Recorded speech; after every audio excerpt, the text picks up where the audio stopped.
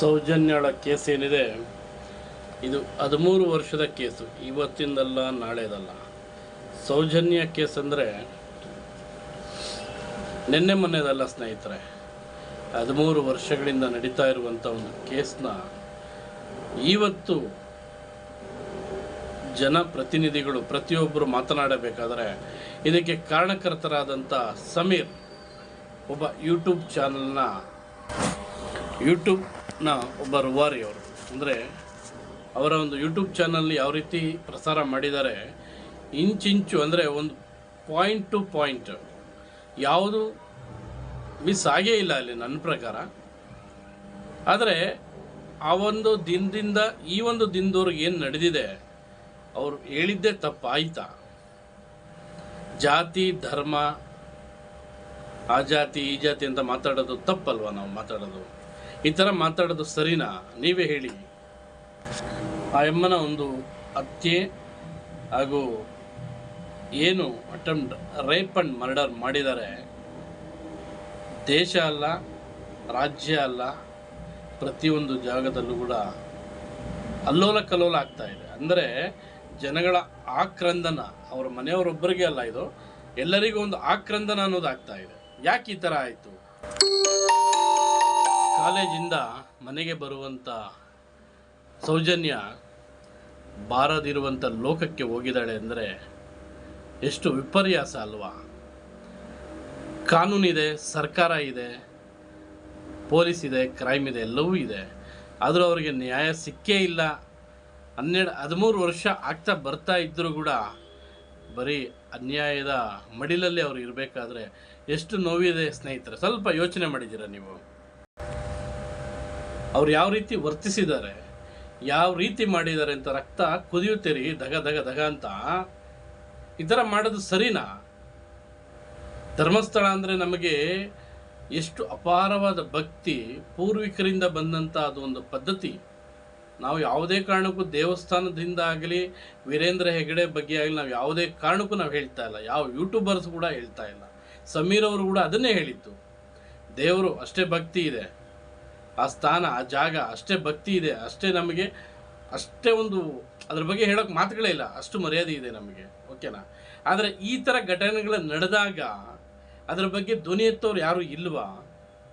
ರಾಜಕೀಯದವರಾಗಲಿ, cinema ರಂಗದವರಾಗಲಿ, ಇನ್ನೂ ಹಲವಾರು ರಂಗದವರು ಇದ್ದಾರಲ್ಲ, ಯಾರೂ ಎತ್ತಾ ಇಲ್ವ ಇದ್ರ ಬಗ್ಗೆ ಅನ್ನೋ ಒಂದು ನೋವಿದೆಯಲ್ಲ ನಮಗೆ, ಹಗಲು ರಾತ್ರಿ ಕಾಡ್ತಾ ಇದೆ. ಯಾಕೆ ಈ ಥರ ಆಯಿತು? ಒಂದು ಹೆಣ್ಣಿಗೆ ಅನ್ಯಾಯ ಆದರೂ ಕೂಡ ಸುಮ್ಮನೆ ಇದ್ದಾರಲ್ಲ. 1, 2, 3, 4 ತಪ್ಪಲ್ಲ, 5, 6 ತಪ್ಪುಗಳು ಮಾಡಿದ್ರು ಕೂಡ ಅವ್ರನ್ನ ಮುಚ್ಚಾಕಿ ಅವ್ರನ್ನ ಬಯಲಿಗೆ ಎಳೆಯದೆ ಇದಾರಲ್ಲ. ಇದು ಸರಿನಾ? ಸ್ವಲ್ಪ ಯೋಚನೆ ಮಾಡಿ. ಇವಾಗ ದಿನೇ ದಿನೇ ಎಲ್ಲ ಸಂಘ ಸಂಸ್ಥೆಗಳು ಪ್ರತಿಭಟನೆ ಮಾಡ್ತಾ ಇದ್ದಾರೆ, ನ್ಯಾಯ ಕೊಡಿಸ್ಬೇಕು ಅಂತ. ಸೌಜನ್ಯ ನ್ಯಾಯ ಬೇಕೇ ಬೇಕು ಅಂತೇಳಿ ಇವಾಗ ಒಂದು ಕಡೆ ಅಲ್ಲ, ಕರ್ನಾಟಕ ಒಂದೇ ಅಲ್ಲ, ಆಂಧ್ರ, ತಮಿಳುನಾಡು, ಕೇರಳ ಎಲ್ಲ ಕಡೆ ಕೇಳ್ತಾ ಇದ್ದಾರೆ. ಯಾಕೆ ಈ ಥರ ಈ ವ್ಯವಸ್ಥೆ ಯಾಕೆ ಆಗ್ತಾ ಇದೆ ನಮ್ಮ ಕರ್ನಾಟಕದಲ್ಲಿ? ಅದು ಅಂಥ ಸ್ಥಳದಲ್ಲಿ ಯಾಕೆ ಆಗ್ತಾ ಇದೆ? ಯಾರು ಮಾತಾಡ್ತಾರೋ ಅವ್ರ ಮೇಲೆ ಕೇಸ್ ಹಾಕೋದು, ಅವ್ರ ಚಾನಲ್ಗಳನ್ನ, ಅವ್ರ ಬಯೋಡೇಟಾ ಹುಡುಕೋದು, ಅವರಿಗೆ ಲಂಚಗಳು ಕೊಡೋದು, ಇದೇನ ಮಾಡ್ತಾ ಇರುವಂಥಕ್ಕದ್ದು? ಇದೆಲ್ಲ ಸರಿನಾ? ಸ್ವಲ್ಪ ಯೋಚನೆ ಮಾಡಿ ನೀವು, ಯಾವ್ದು ಸರಿ ಯಾವ್ದು ತಪ್ಪು ಅಂತ.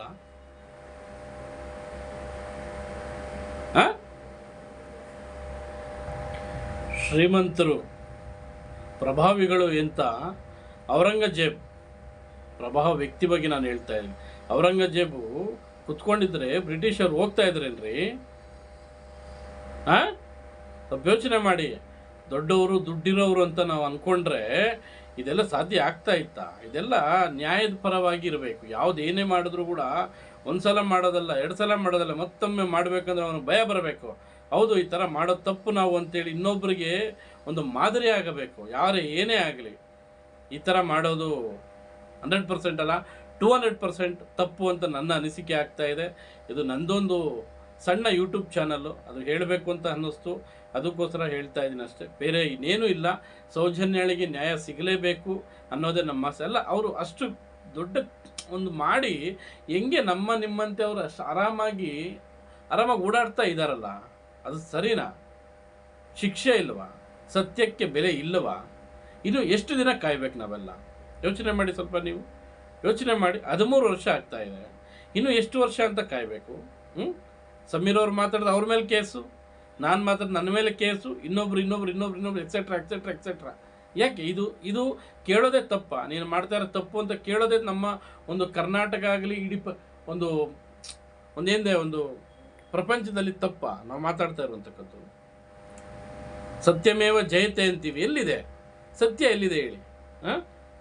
ಸುಳ್ಳು, ಪೋಕ್ರು, ಈ ಮೋಸಗಾರ ತುಂಬಿದಾರಲ್ಲ ಪ್ರಪಂಚದಲ್ಲಿ. ಒಳ್ಳೆಯವ್ರಿಗೆ ಬೆಲೆ ಇಲ್ವಾ? ಆ ಹುಡುಗಿಗೆ ನ್ಯಾಯ ಕೊಡಿಸ್ಬೇಕು ಅಂತ ಯಾರಿಗೂ ಅನ್ನಿಸ್ತಾ ಇಲ್ವಾ? ಅಲ್ಲ, ಪೊಲೀಸವ್ರು ಕೈ ಬಿಟ್ಟಾಯ್ತು, ಕ್ರೈಮ್ನವ್ರು ಬಿಟ್ಟಾಯ್ತು, ಕೋರ್ಟ್ನವರು ಬಿಟ್ಟಾಯ್ತು, ಜನಸಾಮಾನ್ಯರೇ ಕೇಳ್ತಾ ಇರೋದು. ಬೇರೆ ಯಾರು ಯಾವುದೇ ಕಾರಣಕ್ಕೆ ಯಾರೂ ಕೇಳ್ತಾ ಇಲ್ಲ. ಎದ್ದೇಳಿ ಸ್ವಾಮಿ, ನ್ಯಾಯ ಕೊಡಿಸಿ ನಮಗೆ. ಎಲ್ಲಿದೆ ನ್ಯಾಯ? ತೋರಿಸಿ.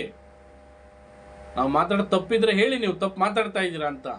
ಕೇಳೋದು ತಪ್ಪ? ಒಂದು ಹೆಣ್ಣಿಗೆ ಅನ್ಯಾಯ ಆಗಿದೆ, ಒಂದಾದರೆ ಏನೋ ಒಂಥರ, ಎಷ್ಟೊಂದಾಗಿದೆ ಅವ್ರ ಕಡೆಯಿಂದ.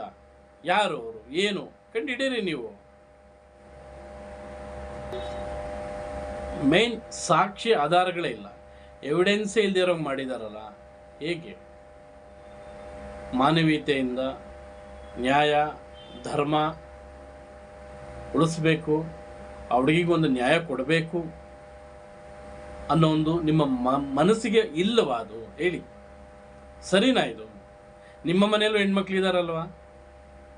ಅವ್ರಿಗೆ ಇದೇ ಥರ ಆದರೆ ಆ ನೋವು ನಿಮಗೆ ಆ ಸಮಯದಲ್ಲಿ ಬರ್ಬೋದಲ್ವಾ? ಯೋಚನೆ ಮಾಡಿ ಸ್ವಲ್ಪ ನೀವು. ಈ ಸಿಸ್ಟಮ್ ಅನ್ನೋದು ಏನಿದೆ ಅಂದರೆ, ದುಡ್ಡಿರೋರಿಗೆ ಮಾತ್ರನಾ ಸಿಸ್ಟಮ್ ಇದು? ಇಲ್ಲಿರೋರ್ಗೆ ಏನೂ ಕೊಡ್ತಾ ಇಲ್ಲ.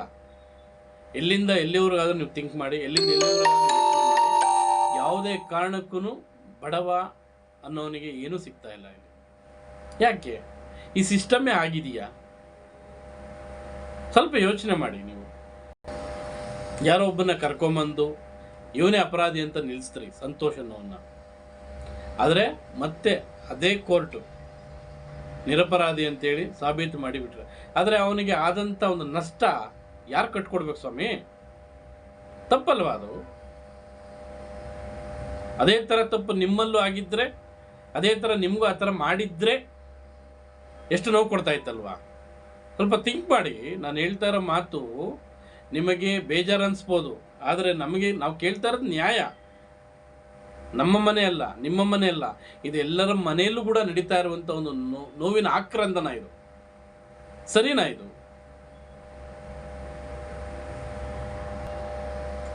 ಹೌದು ಸ್ವಾಮಿ, ನಾವು ಮಾತಾಡ್ತಾ ಇರೋದು ಎಲ್ಲರಿಗೂ ಬೇಜಾರಾಗಿ ಮಾತಾಡ್ತಾ ಇರೋದು. ಇದು ಎಲ್ಲರೂ ನೋವಿನ ಮಡುವೆಲ್ಲಿ ಇದ್ದೀವಿ ನಾವು. ಯಾಕೆ ಈ ಥರ ಆಯಿತು, ಯಾಕೆ ಈ ಥರ ಆಗ್ತಾ ಇದೆ, ಅಂಥ ಸ್ಥಳದಲ್ಲಿ ಆಗ್ತಾ ಇದೆ, ಅದನ್ನ ಯಾರು ಕೇಳೋರೇ ಇಲ್ದಾರಂಗೆ ಆಗ್ಬಿಟ್ರ? ಯಾವ ರಂಗದವರೇ ಆಗಲಿ, ಯಾಕೆ ಈ ಥರ ಆಗ್ತಾ ಇದೆ ಅಂತ ಪ್ರಭಾವಿಗಳಂತ ನೀವು ಸುಮ್ಮನೆ ಇರೋದಾ? ಕರೆಕ್ಟಾ ಇದು? ಯೋಚನೆ ಮಾಡಿ ನೀವು. ನಾವೇನೋ ತಪ್ಪು ಮಾತಾಡ್ತಿದ್ರೆ ನೀವು ಹೇಳಿ. ಸ್ವಲ್ಪ ಧರ್ಮಸ್ಥಳ ಅಂದರೆ ನಮಗೆ ಬಹಳ ಭಕ್ತಿ, ಆ ಒಂದು ದೇವರ ಮೇಲೆ ನಾವು ಏನೂ ಹೇಳ್ತಾ ಇಲ್ಲ. ವೀರೇಂದ್ರ ಹೆಗಡೆಯವ್ರ ಮೇಲೆ ನಾವು ಹೇಳುವಂಥ ಅರ್ಹತೆಯೇ ಇಲ್ಲ ನಮಗೆ, ಅಷ್ಟು ದೊಡ್ಡ ವ್ಯಕ್ತಿಗಳು ನಾವು. ಅವರು ಇಲ್ಲಿ ಹೇಳ್ತಾ ಇರೋದು ನಾವು ಕ್ರಿಮಿನಲ್ಗಳ ಬಗ್ಗೆ, ವಿರೋಧ ಮಾಡ್ತಾ ಇರೋದು ಅಷ್ಟೇ ಅವ್ರ ಬಗ್ಗೆನೇ. ಮಂಜುನಾಥ ಸ್ವಾಮಿ ಮಹಿಮೆಯಿಂದ ಒಂದೇ ಒಂದು ಆಚೆ ಬರುತ್ತಿದೆ, ಸತ್ಯಮೇವ ಜಯತೆ ಅಂತ ಹೇಳ್ಕೊಬೇಕು. ಆ ಸ್ವಾಮಿ ಇದ್ದಾನೆ, ಅದಕ್ಕೋಸ್ಕರನೇ ಅದು ಈಚೆ ಬರ್ತಾ ಇರೋದು. ಈಗ ಇದೆ, ಸತ್ಯ ಇದ್ದೇ ಇದೆ, ಎಲ್ಲೂ ಹೋಗಿಲ್ಲ. ಓಕೆನಾ? ಸ್ವಲ್ಪ ಲೇಟ್ ಆಗ್ಬೋದು ಅಷ್ಟೇ. ಕರೆಕ್ಟ್ ಅಲ್ಲ ಇದು, ನನ್ನ ಪ್ರಕಾರ really wrong, very very very very wrong. ಎಲ್ಲೋ ನಡೆದಿರೋದಲ್ಲ, ನಮ್ಮ ಪಕ್ಕದಲ್ಲಿ ನಡೆದಿರುವಂಥ ಒಂದು ಘಟನೆ ಅಂತ ನನಗೆ ಅನ್ನಿಸ್ತಾ ಇದೆ. ಇಲ್ಲಿ ಜಾತಿ ಬಗ್ಗೆ ಮಾತಾಡಿಲ್ಲ, ಆ ಹುಡುಗ ಮಾತಾಡಿರೋದು ಬರೀ ನ್ಯಾಯ ಸತ್ಯದ ಬಗ್ಗೆ ಮಾತಾಡೋದು. Justice for Saujanya. Hands off Sameer, ಹೇಳಬೇಕು ಅಂದರೆ ಹ್ಯಾಂಡ್ಸ್ ಆಫ್. ಯಾರೋ ಮಾತಾಡಬೇಕಾಗಿತ್ತು, ಯಾರೋ ಮಾತಾಡ್ತಾ ಇದ್ದಾರೆ ಇದ್ರ ಬಗ್ಗೆ. ಇದು ಸರಿನಾ? ಅಣ್ಣಪ್ಪ ಸ್ವಾಮಿ ಮತ್ತು ಮಂಜುನಾಥ ಸ್ವಾಮಿ ಇದ್ದಾರೆ ಅಂತ ಆದರೆ ಶಿಕ್ಷೆ ಆಗೋದಂತೂ ನಿಜ. ಅಂಥ ದುಷ್ಟರಿಗೆ ಏನು ಶಿಕ್ಷೆ ಕೊಡಬೇಕು ಅಂತ ಇದೆಯೋ ಆ ದೇವರೇ ತೋರಿಸ್ತಾನೆ. ಅದರಿಂದನೇ ಇದು ಸಮೀರ್ ಪ್ರಕಾರವಾಗಿ ಬಂದಿರುವಂಥದ್ದು. 100% ಇದಾಗುತ್ತೆ. ನೋವು ತರುತ್ತೆ. ತುಂಬ ಏನು ಮಾತಾಡೋಕ್ಕೂ ನಮಗೆ ಬೇಜಾರಾಗ್ತಾ ಇದೆ, ಯಾಕೆ ಈ ಥರ ಆಗ್ತಾ ಇದೆ ಅಂತ. ಆ ಹುಡುಗನಿಗೆ, ಸಮೀರ್ ಅನ್ನೋನಿಗೆ ಬೆದರಿಕೆ ಕರೆಗಳು, ಗುಂಡಾಗಳು, ರೌಡಿಗಳು, ಧಮಕಿ, ಇದೆಲ್ಲ ಸರಿನಾ? ಸತ್ಯದ ಬಗ್ಗೆ ಮಾತಾಡಿದವರು ಎಲ್ಲರಿಗೂ ಇದೇ ಥರನಾ? ಎಲ್ಲಿದೆ ನ್ಯಾಯ? ಎಲ್ಲಿದೆ ಹೇಳಿ. ಏಯ್ ಬೋಳಿ ಮಗನೇ, ಏಯ್ ಎಕ್ಸೆಟ್ರಾ ಎಕ್ಸೆಟ್ರಾ ಎಕ್ಸೆಟ್ರಾ ಎಕ್ಸೆಟ್ರಾ, ಇಂಥ ಮಾತುಗಳು ಕೇಳಬೇಕಾ ನಾವು? ಹೇಳಿ. ಜಾತಿ ಯಾವ ಜಾತಿನೂ ಬರ್ತಾ ಇಲ್ಲ ಸ್ವಾಮಿ. ಇಲ್ಲಿ ನ್ಯಾಯದ ಬಗ್ಗೆ ಕೇಳ್ತಾ ಇರೋದು. ನ್ಯಾಯ ಕೊಡಿ ಅಂತ. ದೇವ್ರನ್ನ ನಾವಿಲ್ಲಿ ಯಾವುದೇ ಕಾರಣಕ್ಕೂ ದೂಷಿಸ್ತಾ ಇಲ್ಲ. ಯಾವ ಯೂಟ್ಯೂಬರ್ಸ್ ಬಂದ್ಬಿಟ್ಟು ಅದ್ರ ಬಗ್ಗೆ ಮಾತಾಡ್ತಾ ಇಲ್ಲ. ಇಲ್ಲಿ ಮಾತಾಡ್ತಾ ಇರೋದು ಬಂದ್ಬಿಟ್ಟು ನ್ಯಾಯದ ಬಗ್ಗೆ. ಸೌಜನ್ಯಾಳಿಗೆ ನ್ಯಾಯ ಸಿಗಲೇಬೇಕು ಅನ್ನೊಂದು ಹಠವನ್ನು ತೊಟ್ಟಿರುವಂಥ ಯೂಟ್ಯೂಬರ್ಸ್, ಮೀಡಿಯಾದವರು ನಾವು ಕೇಳ್ತಾ ಇರೋದು, ನಿಮಗೆ ನ್ಯಾಯ ಕೊಡಿ. ಅನ್ಯಾಯದ ಪರ ಹೋಗಬೇಡಿ. ಸಾಕು, ಇನ್ನು ಇಷ್ಟು ದಿನ ಹೋಗಿದ್ದು ಸಾಕು. ಇನ್ನು ಮುಂದೆ ಆದರೂ ಸತ್ಯದ ಕಡೆ ಹೋಗೋಣ, ನ್ಯಾಯದ ಕಡೆ ಹೋಗೋಣ. ಸತ್ಯಮೇವ ಜಯತೆ. ನಮಸ್ಕಾರ, ಇರ್ತೀನಿ.